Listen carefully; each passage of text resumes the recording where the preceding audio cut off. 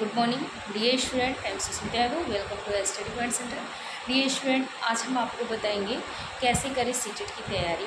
तो सीटेट की तैयारी के लिए हम कहते हैं कि सबसे पहले लोग कहते हैं कि क्वेश्चन प्रीवियस ईयर ले लीजिए, और अगर आप 5 previous year 6 previous year solve कर ले रहे हैं तो आपको क्वेश्चन एग्ज़ाम किसी प्रकार से रुकने वाला नहीं है। ठीक है, ये गलत है बिल्कुल। आपको सबसे पहले अपना कॉन्सेप्ट रेडी करना होगा। अगर आप अपना कॉन्सेप्ट रेडी कर ले रहे हैं तो आप उसके बाद प्रीवियस ईयर लगा रहे हैं तो आपका क्वेश्चन क्या होगा, प्रीवियस ईयर का सही होगा। अगर आप प्रीवियस ईयर का क्वेश्चन नहीं लगा पा रहे हैं, कॉन्सेप्ट आपका रेडी ही नहीं है, कॉन्सेप्ट आप पढ़े ही नहीं है, अब आ जाए कि घड़सी के राजा घड़सीसर से रिलेटिव अगर कोई भी क्वेश्चन आ जाता है आपका ईवीएस में, तो बताइए, जब आपको पता ही नहीं रहेगा कि घड़सी के राजा घड़सीसर हैं क्या, उन्होंने क्या बनवाया, कैसे बनवाया, क्यों बनवाया, किसके साथ मिल कर के बनवाया, जब इन सारी चीज़ों के बारे में आपको पता ही नहीं रहेगा तो क्या आप प्रीवियस ईयर लगाने के बाद आप कर लेंगे? नहीं कर पाएंगे क्वेश्चन, क्योंकि आपका हो सकता है प्रीवियस ईयर में पूछा हो कि घड़सी कहाँ है, ठीक है, या घड़सी में कौन रहता था, यार उन्होंने कैसा तालाब बनवाया था, ठीक है, क्या उन्होंने 6 कुओं का तालाब बनाया था, ऐसा क्वेश्चन करके पूछ सकता है। तो कोई ज़रूरी है आपका पूछ दिया कि उन्होंने कितने कुओं का तालाब बनाया था, कितने कुएँ उससे अटैच थे, और उसमें पूछ दे कि वो कहाँ के रहने वाले थे, एग्ज़ाम में पूछ दे कि कहाँ के रहने वाले थे, और आपका जो प्रीवियस ईयर आपने लगाया उसमें बस पूछा है कि उन्होंने कैसा तालाब बनाया था, कितने मतलब कुओं से अटैच था उनका तालाब, या फिर प्रीवियस ईयर में आपका पूछ दे उनके तालाब के किनारे क्या था, क्या स्थित था, और क्वेश्चन वहाँ पे कुछ पूछ दे एग्ज़ाम में। तो इसलिए आपको सबसे पहले अपना सीटेट का CTP, EVS, math, English, Hindi, Sanskrit, English और संस्कृत कॉमन है, कुछ भी आप एक ले सकते हो, सारे का आपको कॉन्सेप्ट रेडी करना है।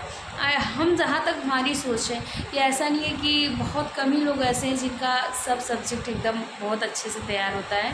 तो आपको जो भी सब्जेक्ट है, जैसे आपका EVS है, CTP है, हिंदी है, प्लस उसके साथ एक संस्कृत हो सकती है, कुछ लोगों का मैथ बहुत अच्छा होता है, कुछ लोगों की इंग्लिश बहुत अच्छी होती है, तो जो भी सब्जेक्ट आपका अच्छा है उस पर आप फोकस ज़्यादा करिए, और उसका कॉन्सेप्ट अच्छे से अच्छे कोशिश की जाएगी, उसका बेटर से बेटर कॉन्सेप्ट रेडी हो। अगर कॉन्सेप्ट रेडी होगा तो स्टेटमेंट करने में, क्वेश्चन सॉल्व करने में, प्रीवियस ईयर लगाने में, ठीक है, किसी प्रकार की प्रॉब्लम आपकी नहीं होगी। कुछ लोग कहते हैं कि प्रैक्टिस सेट लगाया जाए, ठीक है, कॉन्सेप्ट रेडी हो जाने के बाद प्रैक्टिस सेट लगाया जाए, जिससे क्या होता है कि क्वेश्चन एग्ज़ाम अच्छे से हो जाएगा, एक बार में क्रैक हो जाएगा, किसी प्रकार की प्रॉब्लम नहीं होगी। जहाँ तक मेरा मानना है, हम भी एक हाउसवाइफ हैं, बट मेरा मानना ये है कि आप प्रीवियस ईयर ही लगाएं तो ज़्यादा बेटर होगा। प्रैक्टिस सेट से बेटर है कि अगर आप प्रीवियस ईयर को ही लगा लें तो ज़्यादा बेटर है। अगर आप 10, 12, 4, 6 जो भी आप प्रीवियस ईयर लगा रहे हो, कॉन्सेप्ट रेडी करके बहुत अच्छे तरीके से अगर आप लगाएंगे तो अगर आप 6-7 प्रीवियस ईयर लगा ले रहे हैं तो किसी प्रकार की प्रॉब्लम आपको एग्ज़ाम क्रैक करने में नहीं होगी। बट आपने 10 प्रकार की बुक ले ली है, 10 प्रकाशन का प्रीवियस ईयर, 10 प्रकाशन का आप ले लिए हैं वो प्रैक्टिस सेट, 10 ठो बुक रख लिए हैं, 15 ठो चैनल देख रहे हैं, तो ऐसी कोई बात नहीं है, इससे एग्ज़ाम क्रैक नहीं होने वाला है। बस ज़िंदगी भर फॉर्म भरते जाओ, 1200 लगाते जाओ, और उसके बाद फिर कुछ होने वाला नहीं है। इसलिए आप एक ही चैनल से पढ़िए, कोई भी चैनल हो, सारे टीचर अच्छे पढ़ाते हैं, किसी भी चैनल से आप पढ़ सकते हो, और एक आप प्रीवियस ईयर ले लो। उसके बाद आप अपनी खुद की नोट बना लो, या जैसे कि